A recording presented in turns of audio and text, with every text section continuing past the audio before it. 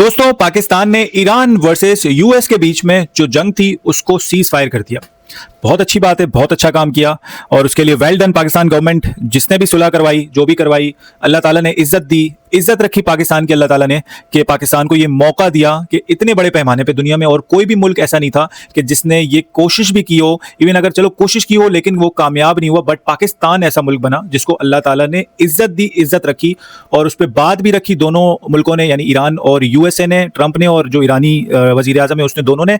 But भाई ठीक है, ये तो इस्लाम भी, यानी जो हमारा मजहब है वो भी कहता है कि यार दो लड़ने वालों के बीच में सुलह करवाना जो है ना वो सवाब है और बहुत इसमें आपको सवाब मिलेगा। लेकिन भाई सीज फायर तो हो गया।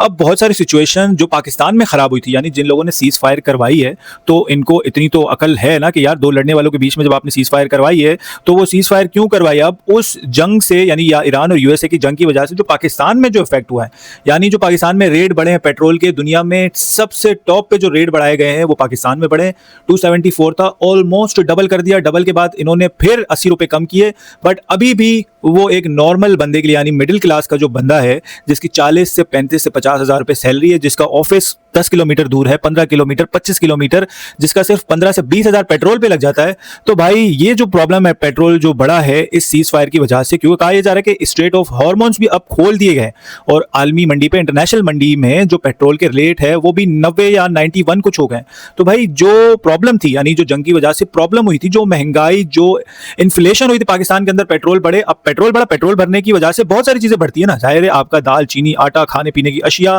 फिर इसके अलावा एक बहुत बड़ा कंसर्न एलपीजी, भाई गैस भी तकरीबन कोई 500 रुपए पहुंच गया पाकिस्तान में, जिन पे लोगों की नजर ही नहीं गई। तो कहने का मकसद यह है कि ठीक है, सब चीजें अपनी जगह है, बट अब इन चीजों को इस सीज फायर के बाद कौन देखेगा? क्या पाकिस्तानी गवर्नमेंट में जो भी हमारे अहदेदार हैं वो इन चीज़ों पे नज़रसानी करेंगे या नहीं करेंगे? या अगर मान लो नज़रसानी हो भी जाती है तो उसकी वजह से जो चीज़ें महंगी हुई है, यानी ज़ाहिर है आपका पेट्रोल बढ़ता है तो आपका अशिया, आपकी खाने पीने की अशिया, आपका रहन सहन, आपका जो सफ़र है, आपका आना जाना है, किराया वगैरह वगैरह, वो सारी चीज़ें बढ़ती है। क्या उस पर नज़रसानी हो पाएगी पाकिस्तान के अंदर? तो भाई इफेक्ट जो है ना वो मेरे ख्याल से पूरी दुनिया में, ठीक है हम मानते हैं कि सफ़र पूरी दुनिया कर रही है, पूरी दुनिया में प्रॉब्लम्स है पेट्रोल पे, इंडिया में एलपीजी, दुनिया में क्या क्या प्रॉब्लम्स हुई है इस जंग की वजह से, हर बंदा परेशान होता है। लेकिन भाई पाकिस्तान जो है ना वो टॉप लेवल पे था इस पूरे मामले में। तो अब देखने वाली बात है कि हमारे जो निगरान है, जो हमारे हेड बने हुए हैं जो इस कंट्री के, वो अब इस चीज़ पे कितना देखते हैं कि लोगों को कितना फेवर देते हैं और इससे जो पाकिस्तान की आवाम है उसको कितना फायदा होता है, महंगाई और इन्फ्लेशन के तौर पर वो कितनी कम होती है,